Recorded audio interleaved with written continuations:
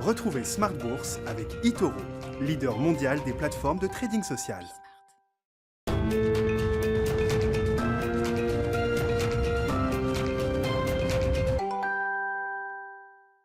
Bonsoir à tous et bienvenue dans Smart Bourse. Smart Bourse, votre rendez-vous bourse 2 fois par jour en direct sur Bismart, de midi et demi à 13h tout d'abord afin de faire le point à la mi-journée sur les marchés financiers, puis la grande édition le soir de 18h30 à 19h30 pour revenir sur l'actualité financière du jour, mais aussi pour décrypter les grands enjeux de marché. Au sommaire de cette édition, les investisseurs qui découvriront ce soir le livre beige de la Fed en prévision de sa prochaine réunion de politique monétaire qui se tiendra les 15 et 16 juin prochain.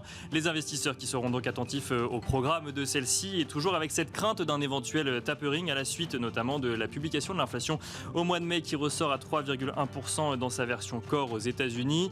On se demandera en plateau si l'inflation reste un risque aujourd'hui ou s'il faut plutôt regarder du côté de l'emploi dont le rapport du Bureau of Labor Statistics sera d'ailleurs publié vendredi. Au sommaire également, le gouverneur de la Banque de France qui a déclaré ce matin au Financial Times qu'un accord mondial est proche pour obliger les entreprises cotées à communiquer sur les risques liés au changement climatique. Les discussions entre les gouvernements et les banques centrales auraient progressé plus vite que prévu et l'accord pourrait être adopté au niveau mondial en novembre prochain lors de la conférence des Nations Unies sur le climat, la COP 26. On pourra se poser la question durant l'émission des impacts d'une telle régulation sur les marchés financiers. Et puis les cours du pétrole qui continuent de progresser avec un baril de Brent aux alentours des $71 et un WTI à $68 ce soir alors que l'OPEP+ a décidé hier de se conformer à une décision prise en avril dernier et d'augmenter progressivement sa production pour le mois de juillet. On note que le ministre saoudien du pétrole a estimé que la demande montre des signes clairs d'amélioration. On en parlera avec notre invité dans le dernier quart d'heure de cette émission. On note que le CAC 40 gagne ce soir 0,49% à 6521 points au sein d'une séance assez calme avant les échéances donc de ce soir et de vendredi. Smart Bourse, c'est parti.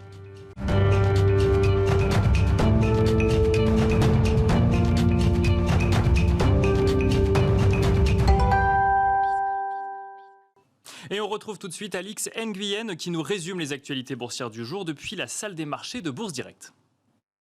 Clôture dans le vert à la Bourse de Paris à 6521 points en hausse de 0,49%. Le marché oscille entre signes de reprise économique et craintes inflationnistes. Wall Street de son côté se montre hésitante. Ce soir, on attend surtout la publication du livre beige de la Fed. Il vise à préparer la prochaine réunion de son comité de politique monétaire les 15 et 16 juin. Nous en saurons donc plus quant à la teneur de celle-ci. La Fed qui s'est jusqu'à présent voulue rassurante vis-à-vis des marchés quant au risque de poussée inflationniste, mais ses membres rappellent aussi que l'institution n'hésitera pas à se montrer moins accommodante en cas de reprise économique. Toujours aux États-Unis, la prudence est de mise à 2 jours de la publication des chiffres de l'emploi. Les investisseurs limitent les initiatives. Encore du côté des statistiques, Eurostat a annoncé ce matin que les prix à la production ont augmenté de 7,6% en avril par rapport au même mois il y a un an. C'est la plus forte progression annuelle depuis 2008. Et s'agissant du pétrole, désormais face à une consommation mondiale en hausse, les pays de l'OPEP et leurs alliés ont décidé d'augmenter leurs exportations. Du côté des valeurs à présent, Tesla rappelle aux États-Unis près de 6000 véhicules en raison de boulons possiblement desserrés sur son système de freinage. Bouygues a cédé 11 millions d'actions Alstom, ce qui représente 2,96% du capital social du constructeur ferroviaire au prix de 45,35 € par action, soit un montant total de 499 millions d'euros, placement au sortir duquel Bouygues conservera 0,16% du capital social d'Alstom. La paire passe sous pavillon allemand. Saint-Gobain a finalisé la vente de la société à l'allemand Mutares, une société cotée à la bourse de Francfort. Le groupe est entré en négociation exclusive en novembre 2020. Zoom Video Communication prévoit pour le trimestre en cours un chiffre d'affaires supérieur aux estimations du marché grâce au maintien de la demande pour ses services. Capgemini fait part de son intention de recruter en France 6200 collaborateurs en contrat à durée indéterminée d'ici la fin de l'année. D'après le ministère israélien de la Santé, une étude aurait conclu le lien probable entre le vaccin contre le Covid-19 de Pfizer et la survenue de quelques cas d'inflammation cardiaque. Et place à l'agenda de la semaine pour finir. Demain, nous connaîtrons les inscriptions hebdomadaires au chômage et les créations d'emplois dans le secteur privé. Et plus tard dans l'après-midi, les indices PMI et ISM dans les services seront dévoilés. C'était Alix Nguyen depuis la salle des marchés de Bourse Direct, un point bourse que vous pouvez retrouver 4 fois par jour sur Bismart à 9h55, midi et demi, 14h55 et 18h30.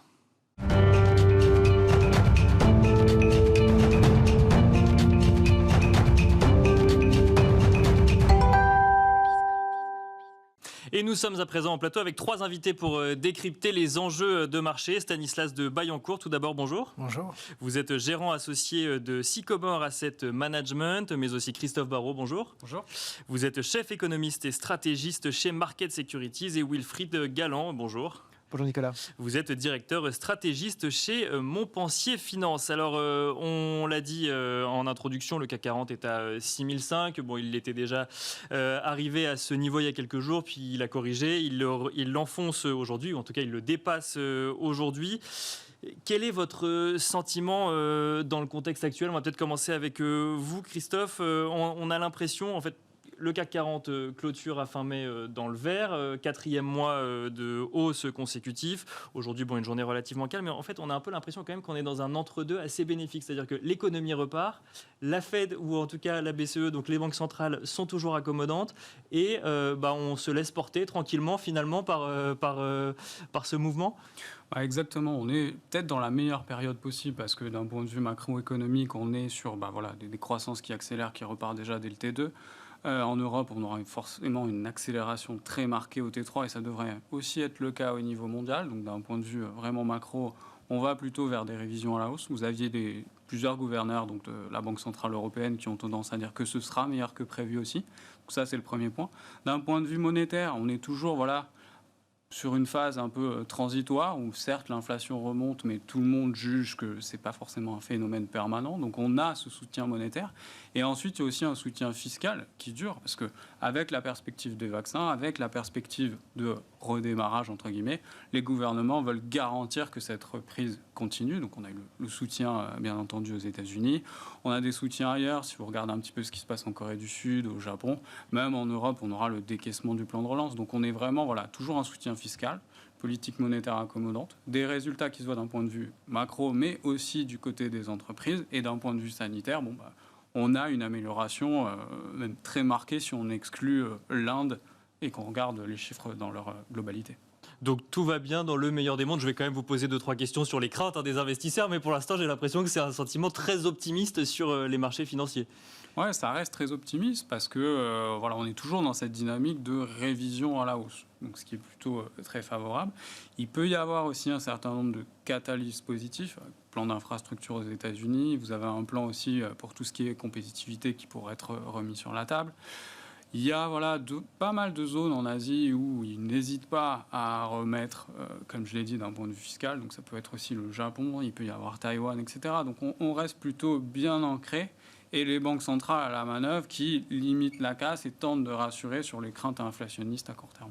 Alors ces craintes inflationnistes, et puis après on vous écoutera Wilfried et Stanislas sur ce contexte, ces craintes inflationnistes qui sont donc décrites transitoires, on parle surtout des États-Unis, même si en zone euro on a atteint 2% également au mois de mai.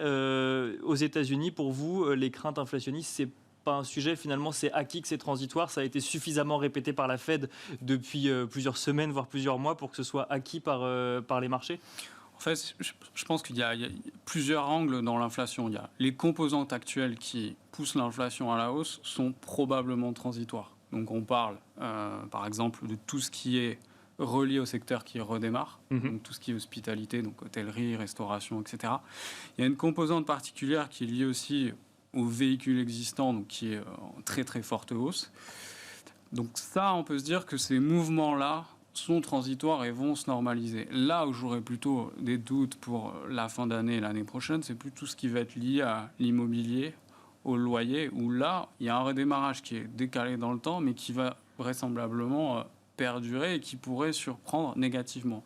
Après, aujourd'hui, il y a le discours de la Fed qui est plutôt constant, récurrent. Bien sûr. Donc les marchés, à la limite, si on a une inflation à chaque fois qui surprend la hausse, on a les commentaires pour dire, bon oui, mais vous voyez, c'est ça, c'est transitoire, ça va se normaliser. Donc peut-être qu'on va monter plus C'est fort. un peu le schéma régulier depuis plusieurs semaines. Crainte, des déclarations de la Fed, donc ça se calme, et puis recrainte, redéclaration de la Fed, et ça se calme, et ainsi de suite. Complètement. Après, le discours de la Fed, il n'est pas qu'ancré sur l'inflation, il est ancré aussi sur le marché de l'emploi. Bien sûr. Et le marché de l'emploi, c'est quelque chose qui va mettre beaucoup de temps à se normaliser.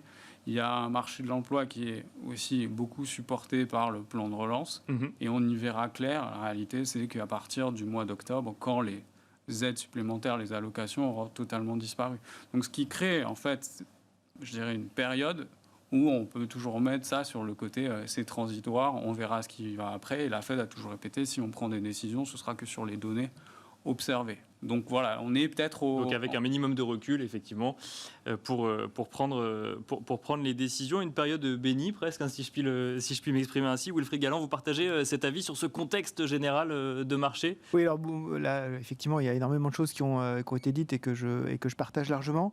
Moi, je voudrais revenir, effectivement, il y a trois grands moteurs sur les marchés, on en a parlé, le moteur macroéconomique, le moteur monétaire, le moteur fiscal. Et en fait, on a deux grandes interrogations, parce qu'il y en a un sur lequel on a zéro interrogation, c'est le moteur fiscal. C'est-à-dire qu'effectivement, tous les États sont absolument à fond dans la nécessité, la volonté, la détermination à rajouter de plus en plus d'argent public sur la table et d'intervenir de plus en plus. Ça, c'est et de évident. soutenir la reprise, quoi qu'il arrive, quoi qu'il en coûte. Voilà, pour paraphraser. Voilà, exactement, et d'être totalement procyclique. La question, c'est jusqu'à quand est-ce que les banques centrales vont accompagner le mouvement, parce que ça ne peut arriver que grâce aux banques centrales. Et est-ce qu'on peut avoir une espèce de ralentissement économique et d'où est-ce qu'il pourrait arriver ? Alors sur les banques centrales, moi ce que j'ai quand même noté, c'est qu'effectivement sur ces derniers jours, on a une accélération des achats de la BCE en particulier qui a été extrêmement nette. C'est-à-dire que quand on regarde les achats quotidiens de la BCE entre juillet 2020 et globalement février 2021, on était à peu près entre 3 et 3,5 milliards d'euros par jour achetés sur les marchés. Là, depuis 2 semaines, depuis un mois, on est au-delà de 4 milliards et depuis une semaine, on est au-delà de 5, on est quasiment à 6 milliards d'euros achetés sur les marchés. Donc véritablement, on a en fait une accélération de ce soutien-là et donc un soutien extrêmement fort de la part des marchés. La question, c'est est-ce qu'il va y avoir quelque chose qui peut les inciter à changer d'opinion, à dire je vais renverser ça. La seule chose, et Christophe l'a dit très justement, c'est est-ce qu'elles peuvent considérer que d'un seul coup, il y a un sujet sur l'inflation. Aujourd'hui, c'est assez peu probable. Néanmoins, on va quand même regarder, moi en tout cas, je vais regarder les salaires américains parce que la problématique, c'est est-ce qu'on peut avoir un enchaînement prix-salaire. Si on a uniquement quelques éléments sur, on en a beaucoup parlé, sur les voitures d'occasion, sur les prix des billets d'avion, les chambres d'hôtel qui remontent, c'est pas très grave. Bien sûr, si on commence à avoir des secteurs qui se relancent, entre guillemets. Évidemment, donc c'est tout à fait normal et c'est plutôt bon signe. Dans l'économie. Voilà, exactement, et c'est plutôt bon signe. En revanche, si on commence à avoir effectivement sur un certain nombre de secteurs assez basiques, on voit qu'on a des entreprises qui ont remonté les salaires minimums, beaucoup, Chipotle, Amazon, McDo. Donc est-ce que ça continue ? Donc ça c'est un premier sujet. Deuxième sujet macro. Est-ce qu'on peut avoir, moi ce que je regarde, c'est que par exemple en Chine, on a une restriction du crédit qui commence à être très nette. L'agrégat Total Social Financing, donc le crédit bancaire et non bancaire chinois, est en train de baisser très très rapidement. Et ça, c'est donc pas... les banques prêtent moins. Les banques et tout le système non financier chinois, tout le système de prêt qui passe pas nécessairement par les banques, sont en train de vraiment restreindre très fortement leur activité.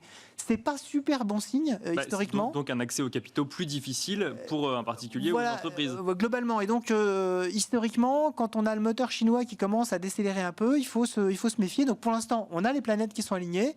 Restons vigilants. On peut avoir des changements sur ces sujets-là, en particulier sur la Fed et sur l'accélération chinoise. Stanislas de Baillancourt, avant de revenir peut-être sur le sujet chinois, sur le contexte global. Alors, le contexte est très favorable, mais je pense qu'il ne faut pas se tromper. Le marché aujourd'hui l'a bien reconnu, en progressant fortement depuis le début de l'année, évidemment depuis les points bas il y a un an.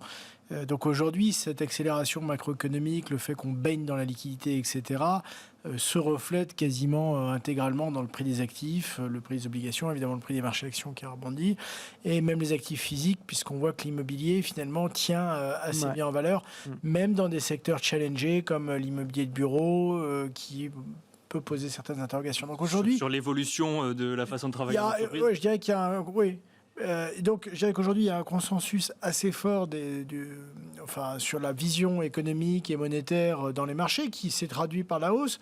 Et donc, la question, c'est plutôt l'étape suivante. L'inflation, aujourd'hui, n'est pas perçue comme un risque. En tout cas, ça ne se traduit pas comme ça dans les taux à 10 ans parce que les banques centrales restent extrêmement actives et qu'elles sont encore crédibles. Elles ont martelé le truc. Voilà, exactement. Elles ont martelé, elles ont continué à acheter. Donc, pour le moment, les marchés continuent à les croire. Et donc ne joue pas contre les banques centrales. Je pense que le seul risque, c'est qu'aux États-Unis, ça ne se passera pas en Europe parce qu'il n'y aura déjà pas vraiment de risque d'inflation, mais c'est qu'aux États-Unis, à un moment donné, on se rende compte que la Fed se trompe complètement et qu'il y a vraiment de l'inflation. Il y a vraiment une surchauffe. Ce qui, d'après moi, n'est pas le scénario central, en tout cas, ce n'est pas le nôtre. Le risque d'inflation, on peut avoir de l'inflation forte.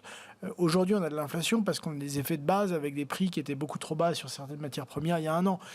Dans un an, où on aura les prix actuels qui sont des prix normalisés, on aura probablement déjà une inflation qui reconvergera vers ces moyennes. Donc je ne pense pas qu'il y ait un vrai risque d'inflation. Mais si jamais ça s'emballait complètement, le risque, c'est que le marché dise, oula, la Fed est complètement en dehors des clous, elle est en retard, et que le marché la surréagisse en prenant un peu la Fed de vitesse.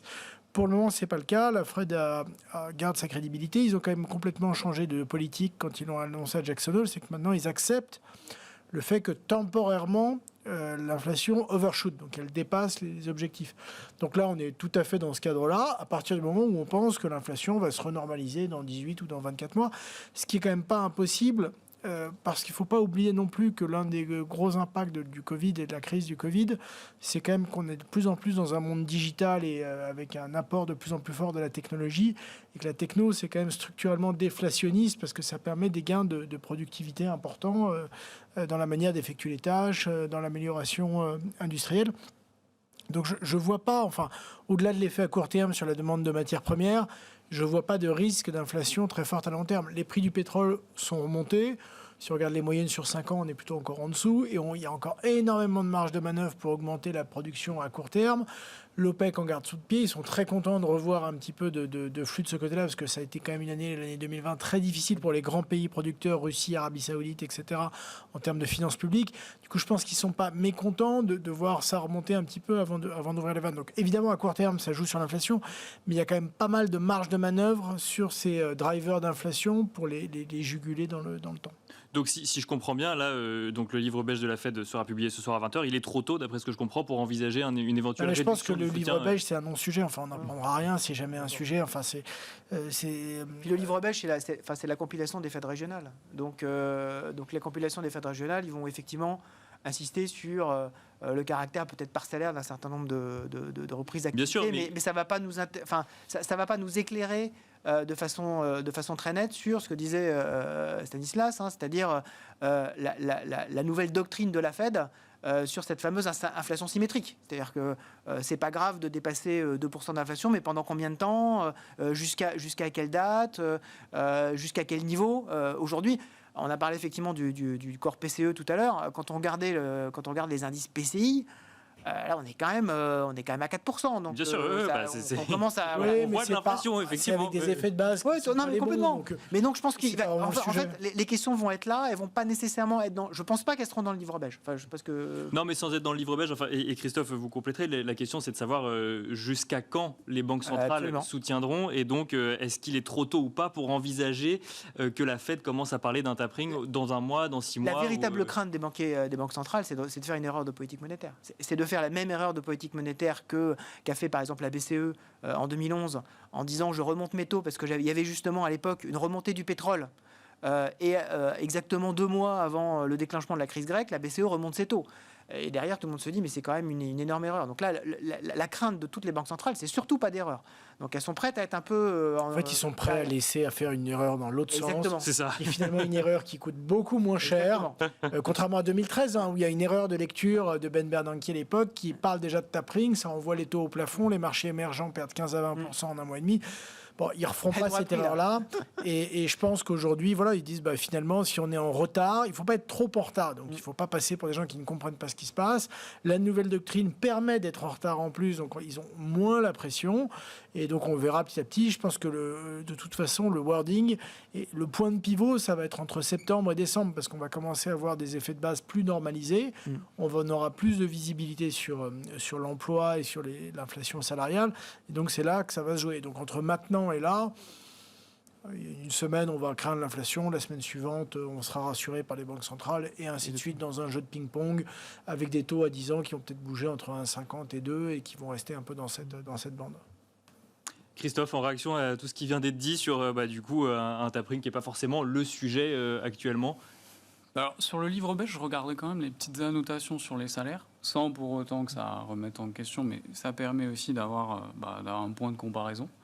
Après, sur le côté tapering, je pense qu'il faut dissocier l'économie dans sa globalité et potentiellement le marché immobilier. Et moi, je ne serais pas surpris qu'à un moment ou à un autre, ils regardent le marché immobilier et fassent du tapering avant la fin de l'année sur la partie mortgage-backed securities et pas forcément sur les trésoreries. Pour moi, la seule question, elle est là. Après, la doctrine de la Fed, elle est très claire. Et on l'a vu à travers les speeches de Powell, c'est OK, il y a l'inflation, mais il y a surtout le marché de l'emploi. Et le marché de l'emploi, on n'est plus sur une vision qui est celle du taux de chômage qui va redescendre sur des niveaux d'équilibre qu'on a sans cesse révisés en baisse. Aujourd'hui, regarde des variables dites qualitatives, donc ça va être des variables différentes. Donc ça va être non pas le taux de chômage dans sa globalité, mais le taux de chômage de la population hispanique, le taux de chômage de la population noire. Ça va être le taux de participation des personnes qui n'ont pas de diplôme. Et ils ont aussi pour consigne de regarder l'évolution des bas salaires. Globalement, ce sont toutes des variables plutôt très retardées du cycle. Et en communiquant là-dessus, pareil, ils se sont donné le temps. En fait, ils vont prendre leur temps. Et je suis assez d'accord avec Stanislas sur le fait que ça coûte beaucoup moins cher de faire une erreur en prenant son temps que de relever en vérifiant que la reprise est bien là pour tout le monde finalement. Et plutôt qu'en fait d'arrêter de soutenir suffisamment tôt et de le payer par Voilà. Après, moi, ma seule inquiétude, c'est vraiment sur le marché immobilier. Mais le marché immobilier, il y a une capacité aussi de passer par la régulation et d'aller voir les banques et de limiter la croissance du crédit pour tenter de juguler un peu les choses. Donc ça, c'est une marge de manœuvre aussi supplémentaire. Alors, donc, ça, c'est pour le contexte global. Un autre chiffre ou une autre publication qu'on a pu suivre cette semaine, c'est les PMI manufacturiers et ISM donc, aux États-Unis, qui sont tous ou presque sur des plus hauts ou des records. Donc là, pareil, on est dans une économie qui repart, sauf peut-être en Chine et en Allemagne, où on sent que les records en fait sont passés et que la croissance continue, mais sur des niveaux peut-être moins hauts. Qu'est-ce que ça veut dire ? Ça veut dire qu'il faut s'attendre à des résultats d'entreprises manufacturières ou industrielles en fin d'année qui vont encore nous surprendre ? Alors, moi, le point important qu'avait souligné Wilfried, c'est ce qui se passe en Chine, effectivement. Et là où je le rejoins, c'est que historiquement, quand il y a un durcissement du crédit en Chine, 6 mois après, on peut avoir un coup de frein à l'échelon mondial, ou du moins là-bas, ce sera plus net. Donc ce sera intéressant de regarder sur le secteur manufacturier ce qui peut se passer plutôt au T4. Je pense que le T3, il n'y a pas encore de question aujourd'hui, mais l'impact sur le T4 à un moment où la croissance mondiale, vraisemblablement, aura fait, en termes d'accélération, son plus haut au T3. Donc on aura les effets sur la Chine et on aura mécaniquement, en fait, au niveau mondial, une décélération. Donc là, il y a une vraie question de voir ensuite comment ça peut se traduire sur le côté manufacturier. Maintenant, sur le côté manufacturier, je pense que la seule question pour les sociétés aujourd'hui, c'est est-ce qu'elles ont la capacité... En plus, la demande sera là. Maintenant, c'est la capacité à passer les hausses de prix. C'est que tout le monde fait face à une flambée des prix, donc matières premières d'une part, coût du fret, etc. Est-ce qu'ils ont la capacité à répercuter la totalité ou une grosse partie. Il semblerait que oui, à très court terme. Maintenant, est-ce que ce sera encore le cas au T4 ? Probablement. Mais est-ce que ça va continuer 2022 ? La vraie question, peut-être pour les marchés, elle est justement qu'est-ce qui se passe 2022 sur ce point-là aussi. Wilfried Galland, sur ce sujet, et notamment, donc on revient sur cette restriction de crédit en Chine. Ouais. Finalement, on a commencé cette émission en disant tout va bien dans le meilleur des mondes, puis finalement, quand on cherche des craintes, on trouve celle-là, par exemple. On trouve toujours des craintes. Mais en fait, je pense qu'il y a clairement deux moteurs dans l'économie mondiale. Il y a le moteur américain et le moteur chinois. Donc il faut s'intéresser effectivement aux deux. Et le moteur chinois est souvent un moteur qui est allumé avant tous les autres. Parce que les autorités chinoises adorent piloter leur pays et ils le font beaucoup en stop and go. Donc de temps en temps, voilà, ils rajoutent énormément d'argent et de temps en temps, ils en retirent. Là, ils sont plutôt en train d'en retirer. Donc effectivement, il faut regarder la chose. Après, ce qui est plutôt rassurant sur l'intégralité des PMI, c'est que la partie service est en train de véritablement rattraper plus rapidement que ce qu'on pensait. Bien sûr. La partie manufacturière. Parce qu'en fait, la reprise, elle a été largement tirée par la partie manufacturière. Là, on voit que la réouverture des économies... On a l'impression qu'il suffit de réouvrir les économies pour que les services repartent à la hausse. Oui, alors, en fait, c'est tout le débat autour de ce caractère très particulier de la récession qu'on a vécue. On a vécu une récession parce que, en fait, on a décidé d'être en récession. Il n'y a pas eu quelque part, par exemple, comme ce qui s'est passé en 2008, c'est-à-dire un choc financier, un choc de surinvestissement qui derrière doit être amorti. On avait un choc de surinvestissement en particulier dans l'immobilier aux États-Unis qui devait être tamponné par le système bancaire, un problème de risque. Là, effectivement, ça prend énormément de temps. Là, en fait, on a décidé à un moment donné, clac, on a mis l'économie sur off. Là, on l'a remis sur on. Alors, le truc, c'est qu'il fallait effectivement faire attention qu'il n'y ait pas trop de dégâts entre-temps, que les tuyaux ne soient pas complètement rouillés, donc on mette suffisamment d'argent entre-temps. Ça a été le cas. Je trouve que c'est très rassurant de voir que l'économie repart. Mais effectivement, ce qu'on voit en Chine, c'est que les autorités chinoises ne paraissent pas très à l'aise avec la conjoncture. Elles cherchent plutôt à calmer les choses, elle cherche à rééquilibrer à toute force entre des éléments très technologiques et qui ont remis en cause pas mal d'éléments de régulation chez eux, donc vraiment essayer de mettre le haut là-dessus. En parallèle, en essayant quand même de concurrencer les valeurs technologiques aux États-Unis. Exactement, donc, sans évidemment complètement casser le secteur. Et c'est un peu la limite du modèle très piloté de l'économie chinoise. C'est comment faire en sorte que dans une économie de plus en plus complexe, aujourd'hui on a quand même une économie extraordinairement complexe en Chine, comment maintenir les équilibres. Il ne faut pas oublier que Xi Jinping, c'est maintenant la deuxième référence de la Chine moderne après Deng Xiaoping et probablement au même niveau que Mao. La pensée Xi Jinping, c'est véritablement le fils du ciel. Le fils du ciel en philosophie chinoise, c'est celui qui est garant de l'harmonie et qui est garant en fait de la prospérité et de l'harmonie du peuple. Et donc dès lors qu'il a un doute là-dessus, il n'y a pas de... non mais en fait, il n'y a pas de flux économique et financier qui tiennent. Donc tout doit passer derrière. Et là, on voit qu'en Chine, on a cette espèce de frein très fort pour rééquilibrer les choses, faire en sorte de ne pas avoir des écarts extraordinairement forts entre une Chine en particulier, une Chine de l'Est, une Chine des côtes et une Chine intérieure. Ça commence à se voir quand même très très fortement. Et ça, quel va être l'impact à moyen terme ? Je pense que c'est une vraie interrogation à moyen terme sur l'économie mondiale. C'est comment est-ce que ce moteur chinois va se comporter face à un retour du politique. On le voit partout, le retour du politique. On le voit en Europe, on le voit aux États-Unis. Mais en Chine, il est violentissime. Et donc, comment est-ce que l'économie chinoise va absorber ça et va être capable de se renouveler, de se régénérer autour d'un nouveau paradigme ? Ça va vraiment être quelque chose à suivre et auquel il va falloir qu'on s'habitue. On voit d'ailleurs que les marchés chinois ont du mal à s'habituer. Il y a des chocs sur le marché chinois. C'est pas du tout la même chose que ce qu'on voit sur le marché européen ou sur le marché américain. Donc ça va être effectivement intéressant à suivre. La volatilité, elle est plus chez nous. Elle est là-bas. Ça, c'est sûr qu'elle est plus chez nous. Elle est là-bas. Stanislas de Bayancourt, vous suivez, vous, les marchés asiatiques et notamment la situation chinoise dans le contexte actuel ? Oui, bien sûr. Regarde, ce qui est quand même intéressant, c'est que finalement, le gouvernement, à la fois, il resserre aujourd'hui ce qui pourrait avoir un impact négatif sur les marchés développés, mais dans le fond, je trouve ça plutôt intéressant, c'est qu'ils arrivent à agir de manière contracyclique. Donc, ils sont... Alors que nous, on est procyclique. Exactement. Ils ont réussi en fait à ressortir beaucoup plus vite de la crise. Et aujourd'hui, leur problématique, c'est le fait que ça n'aille pas trop vite, trop haut. Et donc, c'est de commencer à freiner dès à présent pour avoir une croissance qui soit finalement la plus régulière possible dans le temps. Et donc, évidemment, ça ne nous arrange pas qu'ils fassent ça aujourd'hui à court terme. On préférerait tous qu'ils ne le fassent pas. Néanmoins, je pense que c'est la bonne décision. Et donc, le pilotage est quand même assez fin avec... c'est vraiment ce but de lisser la croissance. Donc, c'est quand même assez robuste.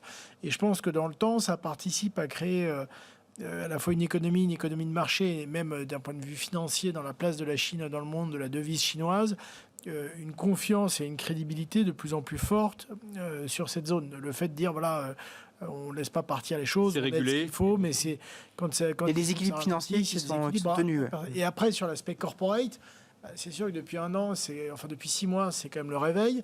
On l'a vu avec l'IPO annulé de Ant Financials. Le message est quand même très clair. Hein. Les entreprises, elles sont, je dirais pas au service du parti, mais au service du pays. Un peu au service du parti. Oui. Il ne faut pas que ça dévie trop. Entre les deux, il ne faut pas que ça dévie trop de l'axe. Donc je pense que là, le message il a quand même été repassé clairement. Après, il ne faut pas se tromper. Hein. Le but, c'est qu'elles sont aussi toutes dans la compétition mondiale. Donc il faut qu'elles performent pour venir concurrencer les GAFA. Donc elles sont aussi très armées dans ces domaines-là. Et elles continueront à, je pense, bien fonctionner. Mais c'est vrai qu'il peut y avoir, sous une forme différente, parce qu'il y a aussi de l'interventionnisme politique en Europe, ça peut être la fiscalité ou ces aspects-là, il est très différent en Chine. Il est plutôt sur le rôle des entreprises dans la société, dans l'économie, dans le pays.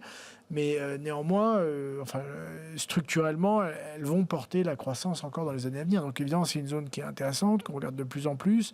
C'est une zone avec aussi des leaders mondiaux sur la tech, le digital, etc., qui sont importants. Donc, le climat aussi. Ouais. Donc voilà, ça reste une pierre angulaire. Et puis ça donne aussi un petit peu là. On voit bien aujourd'hui dans les publications du premier trimestre le poids de la Chine dans la reprise, quand on regarde le luxe, etc. Voilà, là, c'est vrai que c'est très, très, très fort sur ce premier semestre, les chiffres de consommation en Chine. Peut-être que le S2 sera un peu plus soft. Et donc, c'est là qu'il faut faire attention, parce qu'aujourd'hui, les marchés financiers sont un peu, notamment sur le secteur du luxe, en train de tirer des lignes de croissance à l'infini. Je pense qu'on est en train de vivre un semestre de consommation en Asie, notamment sur les produits de luxe, qui est très favorable, il y a une envie, etc. Maintenant, voilà, on voit très bien que le politique peut aussi intervenir sur différents leviers, mais sur ces aspects-là.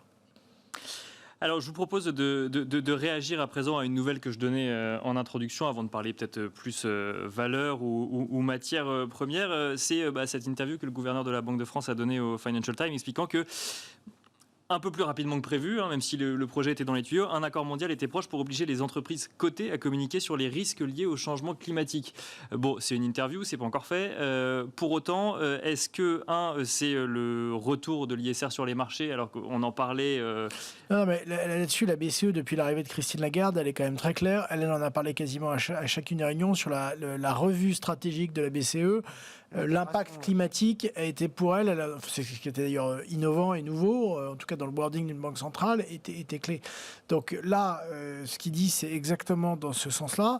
La bonne nouvelle, c'est que ça va plutôt plus vite que prévu. Et c'est pas le retour de l'ISR. Ces sujets n'ont jamais été aussi importants.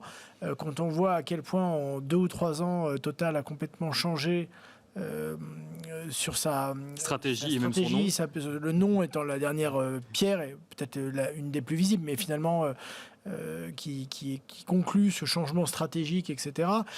Ça bouge quand même assez fort, parce que ce qu'on a aussi vu depuis 1 an et demi, 2 ans, c'est que l'impact du climat, mais également des gestions ISR qui se développent, ont un impact pour les entreprises qui ne se transforment pas, ou même si elles partent dans des secteurs qui sont plus challenging d'un point de vue ISR, typiquement les secteurs pétroliers, elles ont besoin de montrer qu'elles avancent dans un format de transformation ou de transition aligné avec les objectifs de l'investissement responsable.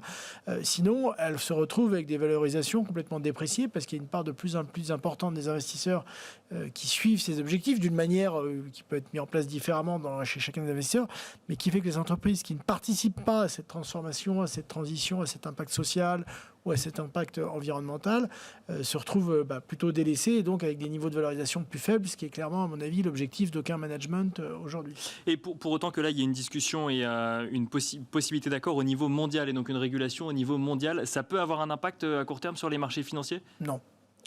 Non, c'est très bien, c'est très clair. Parce qu'il ne faut pas se tromper, c'est un accord de banque centrale, donc je pense que ça va donner le sens, En particulier, je pense qu'en fait, comme les banques centrales, elles offrent du financement, notamment aux banques, le but sera de donner des objectifs aux banques sur le moyen terme, sur leur capacité à financer, et donc leur accès à la ressource. Et donc le levier qu'a une banque centrale, c'est de différencier le coût de la ressource en fonction de l'usage que vous en faites.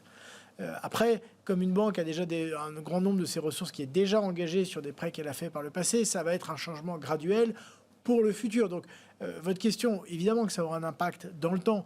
Après, le jour où l'accord sera entériné, je pense que ça ne fera que accélérer l'investissement dans ces technologies de transition et de transformation, notamment écologiques. Donc ça, c'est positif pour ces secteurs-là. Après, c'est des secteurs qui sont aussi, qui ont été très performants. Enfin, l'année dernière, il y avait trop de flux de capitaux dans ce domaine-là.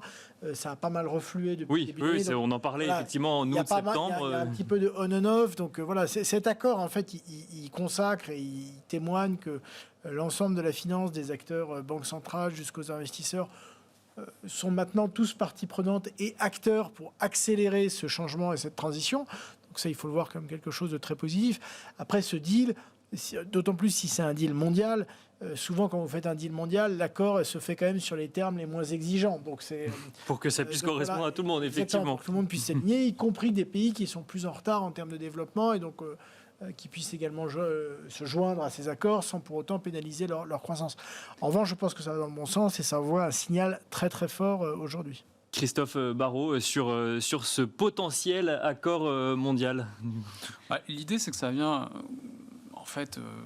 ça vient dans la lignée de tout ce qu'on a vu géopolitiquement depuis que Joe Biden est devenu président des États-Unis. Il a tout fait pour accélérer là-dessus. On a pu voir que il y a une surenchère un peu des États pour être le premier à atteindre la neutralité carbone, etc. Donc ça vient s'insérer en fait un petit peu dans ce discours-là. Maintenant, je trouve qu'il y a beaucoup d'ambition dans les textes, il y a beaucoup de choses et il va falloir voir concrètement comment ça se passe. Ok, financement des banques centrales, réglementation et surtout, est-ce que les objectifs qui sont fixés maintenant ne sont pas trop ambitieux pour certains pays ? Parce que moi, j'ai l'impression qu'il y a une réelle surenchère de chaque pays là-dessus. Donc tout le monde dit moi je vais faire plus, et à la jusqu'à la COP26 en fait. Donc ça va être intéressant de regarder à la fin c'est quoi les termes de l'accord, c'est qu'est-ce qu'une énergie verte et en fait qu'est-ce qu'une énergie qui n'est pas verte. Bien sûr. Ça aussi la définition des critères de manière précise qui va être, je pense, le point le plus intéressant. Maintenant, il y a une volonté claire, nette et précise. Il y a la Chine qui vise une neutralité carbone un peu plus tard, mais c'est déjà aussi lancé dans la course. Donc tout le monde est dedans. Maintenant, c'est bien beau de parler, c'est bien beau d'écrire, mais concrètement, c'est quoi les objectifs intermédiaires et est-ce que tout le monde a la capacité de les respecter réellement ? Parce qu'il y a l'accord et il y a effectivement la course, comme vous le dites, entre les différents pays, ou en tout cas les différentes grandes puissances sur la neutralité carbone et la transition écologique et énergétique. Je vous propose de parler valeurs ou en tout cas secteur avec vous. Peut-être d'abord Wilfried Galland. Qu'est-ce que vous regardez actuellement ? On a adressé un petit peu l'état des lieux du contexte. On a dit que ça allait bien. On a quand même mis en exergue quelques sujets de crainte. Qu'est-ce que vous regardez, vous, actuellement dans un contexte où on le rappelle quand même, sur le marché français et les marchés européens, la volatilité est presque inexistante. Ouais. Qu'est-ce qu'on fait dans ces cas-là ? On attend que ça passe ou... Déjà, comme profondément les planètes sont effectivement alignées, il n'est pas question de sortir des marchés. Et il n'est pas question d'être très fortement sous-pondéré aujourd'hui. Ce serait, je pense, un risque de sous-performance extrêmement fort. En revanche, comme on sait qu'on est quand même à un moment du cycle qui commence à être assez fort, il va falloir trouver encore plus de catalyseurs. Comme l'avait dit Stanislas à un moment donné, les marchés ont intégré quand même tout ça. Donc ils sont pas si idiots qu'ils paraissent. Il y a effectivement des prix aujourd'hui qui sont donnés à ce scénario très favorable. Donc il faut, à mon avis, garder déjà un peu de poudre sèche, garder un peu de réserve, pas être complètement à fond dans ses allocations sur la partie action, sur la partie risquée globalement. Il faut être nettement investi, mais pas surinvesti non plus. Ça, je pense que c'est un premier message. Et ensuite, il faut regarder là où on a déjà bien donné dans les prix, bien intégré tous les scénarios favorables.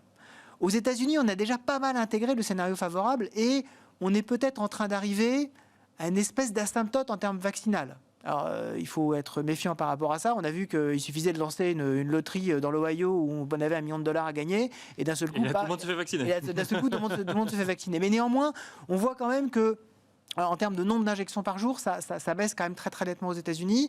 Donc peut-être que les marchés américains ont probablement peut-être un peu moins de potentiel. En Europe, on est plutôt en train d'avoir, en termes de surprises économiques, on est plutôt en train d'avoir de meilleures surprises économiques que sur d'autres zones géographiques. Donc je pense que la zone Europe est une zone qui reste encore avec du potentiel. Je pense qu'on est en train aussi d'avoir le plan de relance européen qui est en train de débloquer. Ça devrait être favorable à tout ce qui est petite moyenne valeur européenne, hein, normalement intégré complètement dans ce tissu-là. Ça, je pense que c'est quelque chose à regarder. Et puis enfin, même si on en a déjà parlé, la thématique justement des solutions climatiques me paraît toujours très intéressant. Ça a corrigé depuis le début de l'année. Là, on voit que depuis quelques jours, on a de nouveau un intérêt sur ces secteurs-là. On va avoir beaucoup de mise en lumière avec la COP26, avec le plan de relance européen.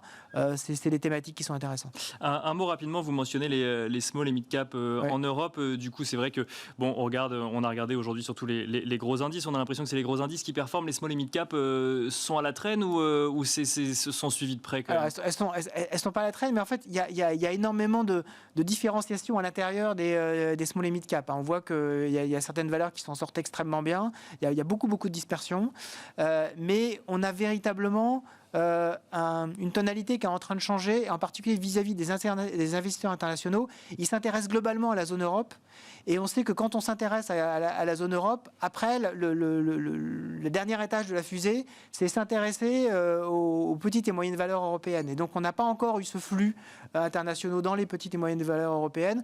C'est peut-être le moment d'aller effectivement aller chercher en étant un petit peu en avance de ces flux-là qui se sont intéressés aux grandes valeurs et qui sont en train de regarder d'autres segments de la cote. Et d'aller y chercher des opportunités, Stanislas, de buy en cours. Du coup, qu'est-ce que vous regardez, vous, sur les marchés, que ce soit en Europe ou ailleurs aujourd'hui ? Alors, c'est une question qui est assez large, mais je pense que ce qui est intéressant, c'est de voir qu'aujourd'hui, le relais de croissance, il touche toutes les entreprises. Donc, on voit des secteurs qui avaient été plus challengés par la crise aujourd'hui bien rebondir. On voit des secteurs aussi qui offraient des valorisations assez basses, comme les banques, finalement produire des très bons résultats au cours des 12 derniers mois et avoir des coûts du risque qui sont assez faibles. Donc ça aussi, pour nous, c'était assez favorable. On voit tous les acteurs, et ça je rejoins ce qui a été dit, de la transition verte, notamment quand ils offrent vraiment des solutions innovantes. Donc au-delà des énergies renouvelables, je pense à Schneider Electric, etc., continuer à produire de très bons résultats avec beaucoup de demandes, où ça peut être SPI dans les mid-cap, etc. Donc il y a quand même beaucoup de choses intéressantes. Déjà dans tous les secteurs aujourd'hui, on voit des secteurs qui sont très en retard, mais du coup assez attractifs en valorisation dans un monde où les valeurs sont assez élevées. C'est tout ce qui est autour de la pharmacie et de la santé, les AstraZeneca, Sanofi, etc. On est quand même sur des valorisations assez raisonnables, alors que les multiples globalement de marché sont devenus assez élevés. Donc je pense qu'aujourd'hui, il y a de quoi panacher un portefeuille entre les grandes entreprises de croissance assez connues qui ont été les gagnants l'année dernière, mais à nouveau depuis le début de l'année, le luxe, la consommation, etc., les L'Oréal, enfin tous ces grands noms, avec les banques qui retrouvent aujourd'hui une vraie légitimité dans les marchés, qui ont produit de bons résultats et qui ont fait gage de solidité, des entreprises un peu plus cycliques qui se redressent aussi. Donc je pense qu'il y a pas mal de choses intéressantes. Sur les small et mid cap, certes, elles ont progressé depuis le début de l'année, mais comme ça a été dit, il n'y a pas eu encore énormément de flux de capitaux dessus. Donc c'est encore un petit peu elles ont monté par elles-mêmes grâce aux bonnes publications, mais ça manque de liquidité. Enfin, c'est le momentum, c'est ça. Voilà. Et après, ce qu'il faut quand même regarder, c'est que le premier trimestre, les résultats ont été excellents partout. Ça n'a pas déclenché une hausse massive des marchés, parce que comme je l'ai déjà dit au début, il y a beaucoup de bonnes choses déjà anticipées. Qui étaient déjà intégrées, oui. Donc c'est vrai que la deuxième partie de l'année, il va falloir faire beaucoup, beaucoup mieux pour que la hausse perdure, sachant qu'en face, on peut avoir quelques vents un peu plus contraires. On a parlé de la Chine, etc., qui rendent à la fois, on peut avoir un socle européen et américain avec des croissances supérieures aux attentes, et en même temps, venant d'Asie, des choses qui avaient plutôt porté le début de la reprise sur le second semestre 2020, là, rentrer dans des zones de croissance un peu plus faibles. Donc ce que vous nous dites, c'est que la belle surprise du premier trimestre, finalement, aujourd'hui, elle est pleinement intégrée. Pourrait forcer une correction, je ne dis pas forcément une chute, ou en tout cas un attentisme sur le deuxième trimestre, voire le troisième trimestre sur le CAC 40, par exemple. Non, je pense qu'aujourd'hui, étant donné les très bons résultats du premier trimestre et la hausse, il faut largement dépasser les attentes pour que la hausse se poursuive. C'est-à-dire juste performer en ligne, on l'a vu dans les publications, même si ce sont de bons résultats, aujourd'hui, c'est déjà intégré dans les cours de bourse. Donc si on veut que la hausse persiste, il ne faut pas juste remplir les attentes. Les niveaux de valorisation actuels sur une grande partie de la cote demandent des surprises et des dépassements importants, significatifs, par rapport au consensus, aux attentes ou au guidance qui avait été donné au marché. Donc ça, c'est quand même un élément important, c'est que si les entreprises font juste ce qu'elles avaient prévu de faire, comme les valos ont déjà pas mal progressé depuis 6-9 mois maintenant, ça peut créer de la vol et des baisses, donc ça, sur les publications du deuxième ou du troisième trimestre, donc dans la deuxième partie de l'année. Christophe Barrot, pour finir, même question, même si peut-être moins allocation, mais les secteurs à regarder, qu'est-ce qu'on peut regarder dans un contexte comme celui-là ? Plutôt la zone. Moi, aujourd'hui, j'aime bien l'Europe parce que je pense justement que c'est la zone qui a encore un potentiel de surprise d'un point de vue déjà purement macroéconomique pour cette année. Contrairement aux autres zones où les États-Unis, ça a été bien intégré, bien révisé à la hausse. L'Europe, je pense qu'il y a encore une marge de manœuvre sur le très court terme, sur le T3. Et après, il y aura une vraie question qui se posera en septembre, donc avec les élections allemandes. Et selon, en fait, qui sera élu, quel type de coalition, il pourrait y avoir une ouverture potentielle vers plus de dépenses fiscales, que ce soit chaque pays individuellement. Et même, je pense qu'on ne peut pas exclure le fait d'avoir un note package en plus au niveau européen. En plus de ça, le package européen voté l'année dernière va commencer à se déverser, donc au mieux au début du T3, au pire à la fin du T3. Donc dans les prévisions purement macroéconomiques, il y a de la place pour surprendre en Europe 2021, mais il y a de la place aussi pour surprendre 2022. Et c'est une des rares zones où il y a encore, à mon avis, ce potentiel pour qu'il y ait des révisions à la hausse aujourd'hui. On suivra ça donc en Europe. Merci beaucoup Christophe Barrot. Je rappelle que vous êtes chef économiste et stratégiste chez Market Securities. Merci Wilfried Galland. Merci. Je rappelle que vous êtes directeur stratégiste chez Montpensier Finance. Et merci Stanislas de Baillancourt. Je rappelle que vous êtes gérant associé de Sycomore Asset Management. Merci à vous également et restez avec nous puisque dans un instant, nous ferons un focus sur les matières premières.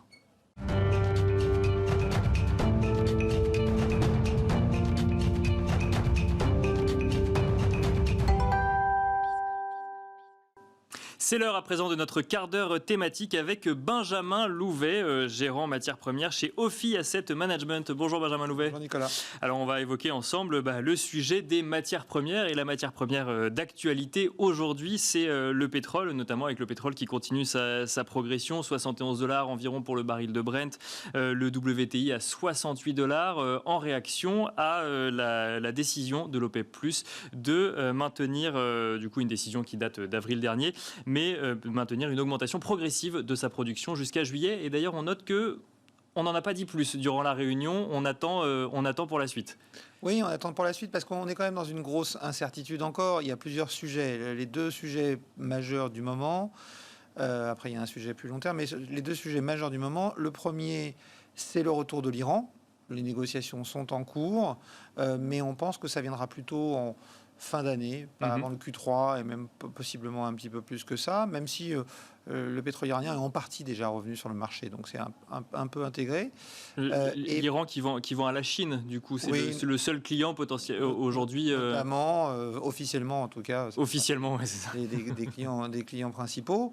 Ça, c'est le premier sujet. Et puis après, il y a la reprise économique. Comment on sort de la crise du Covid? Et pour l'instant, l'Arabie Saoudite, l'OPEP et l'OPEP+, partent sur un calendrier qui semble laisser penser que rien n'a vraiment changé par rapport au mois dernier. Et donc, on prévoit une remontée progressive de la production. Il faut savoir qu'on rentre dans une période importante, qui est la période de l'été, qui peut, de façon un peu surprenante pour certaines personnes, qui s'avère être en fait la période où on consomme le plus de pétrole. D'accord. Et donc, il faut remettre du pétrole sur les marchés. C'est ce qu'on appelle la driving season, notamment, où il y a beaucoup de personnes qui partent en vacances, qui augmentent la consommation.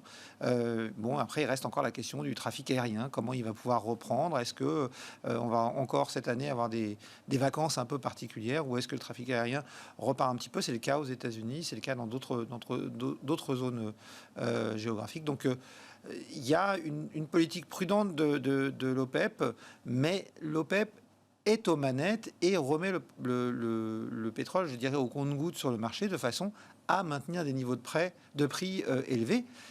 La question qui va se poser très rapidement maintenant, et qui est un vrai sujet pour savoir si le prix du pétrole va continuer à monter ou pas, si on rentre effectivement dans une dynamique positive avec des vaccins qui produisent leurs effets et donc une économie qui repart, c'est ce manque d'investissement qui était déjà criant avant le début de la crise sanitaire, qui s'est encore aggravé pendant la crise sanitaire, qui est encore aggravé par les pressions qu'on voit sur un certain nombre de compagnies pétrolières pour réduire le recours aux énergies fossiles et qui pourrait bizarrement nous amener dans une situation où on va manquer de pétrole parce qu'on met la pression très tôt à ces entreprises alors qu'en fait on n'est pas encore totalement prêt à remplacer le pétrole et les énergies fossiles dans beaucoup de domaines, notamment dans le transport. Parce qu'il y a effectivement eu un rapport donc, de l'Agence internationale de l'énergie, mais l'horizon est à 2050. Alors effectivement, une chute d'utilisation de 75% du pétrole.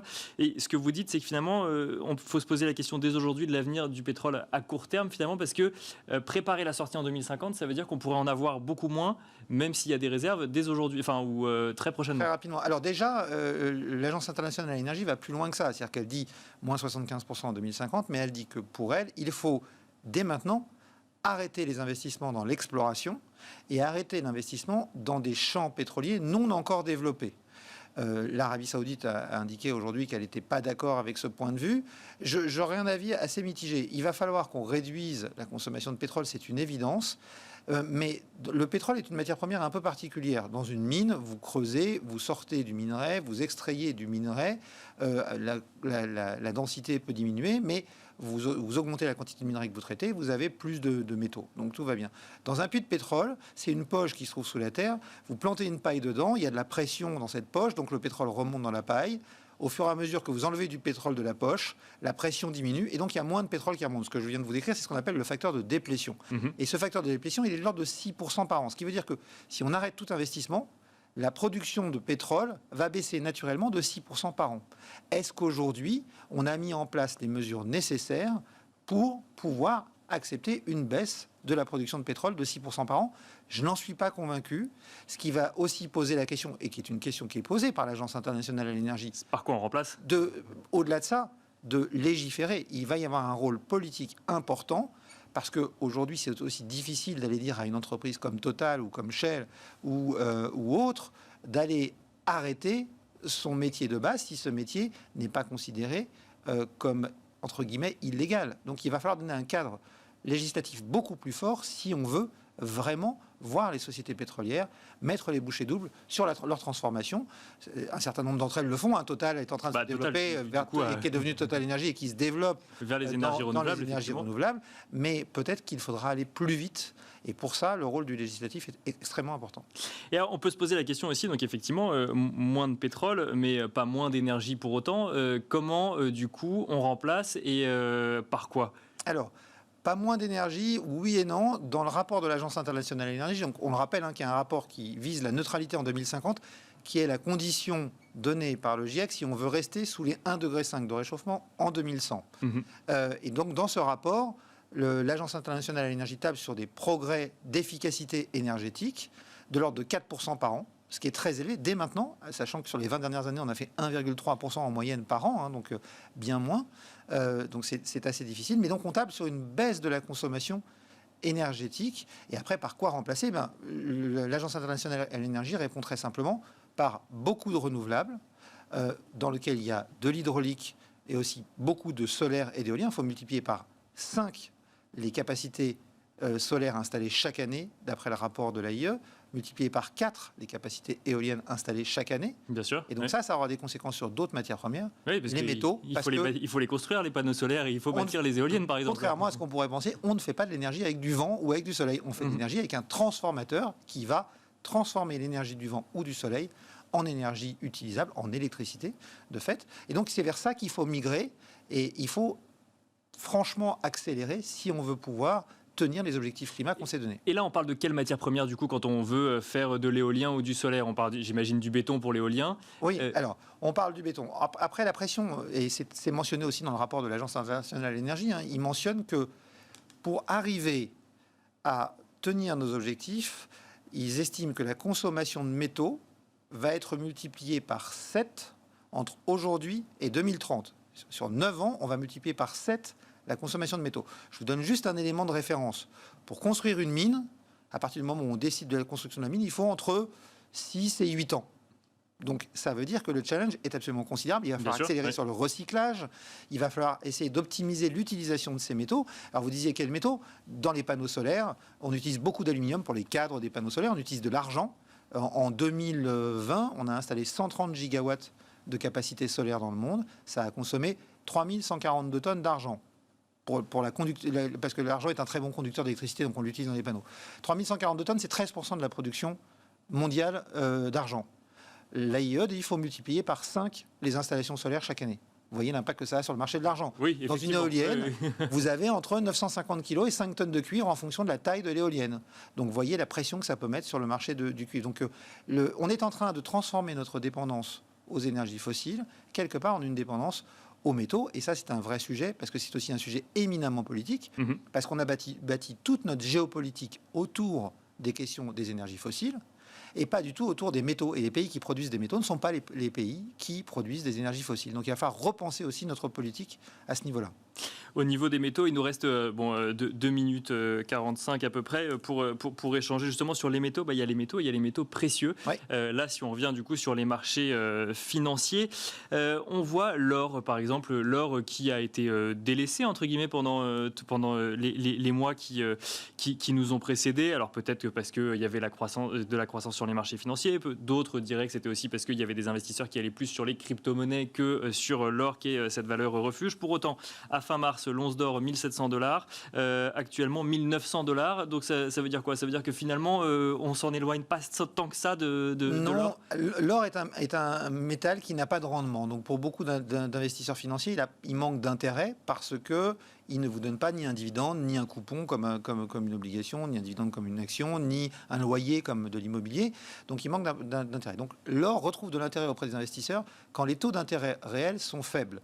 Les taux d'intérêt réels sont faibles quand on a une crise économique, parce que les banques centrales baissent très vite les taux, quand on a une surchauffe économique, généralement des périodes de forte croissance avec de l'inflation.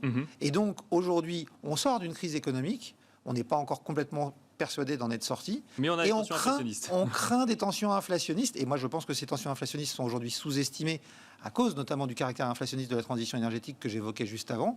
Et donc aujourd'hui, l'or retrouve de ce fait-là de l'intérêt pour les portefeuilles parce qu'il n'est pas du tout exclu que les taux d'intérêt réels restent faibles. En plus, on a un endettement très massif des États qui rend très difficile de remonter des taux d'intérêt réels pour les États compte tenu du besoin du financement de leur dette. Et de manière plus générale, c'est vrai que la hausse des prix des matières premières est un sujet assez récurrent ces dernières semaines. Les entreprises en parlent régulièrement pour expliquer des hausses de prix ou autres. Là, si on reparle des métaux, donc qui progressent aujourd'hui, on est d'accord qu'on n'est pas encore demain, enfin dans ce que vous décrivez aujourd'hui, ces pressions inflationnistes ou en tout cas cette hausse des prix des métaux qui en lien avec la transition énergétique. Ça peut venir très vite parce que ce que souligne par exemple le rapport de l'Agence internationale de l'énergie qu'on évoquait tout à l'heure, c'est qu'il ne nous reste plus beaucoup de temps pour mettre en œuvre les mesures nécessaires au respect de l'accord de Paris et à la limitation du réchauffement climatique à 1,5 degré. Donc ils disent grosso modo qu'on a jusqu'à 2025. Donc c'est maintenant, après ce sera trop tard. Et ce qu'il faut bien avoir en tête, c'est que les conséquences de ne rien faire sont bien plus coûteuses et bien plus dévastatrices que les conséquences de faire quelque chose. Ça va coûter cher, mais en fait, on n'a pas d'option.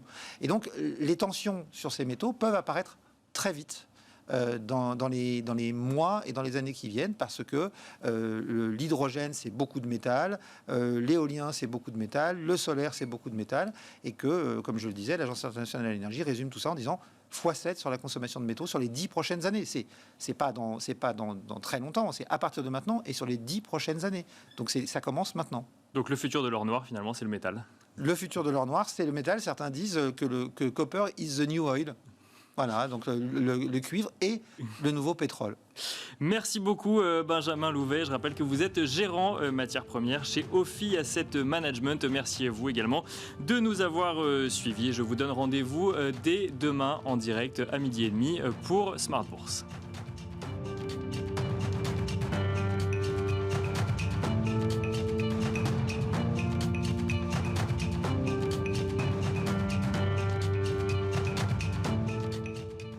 C'était Smart Bourse avec eToro, leader mondial des plateformes de trading social.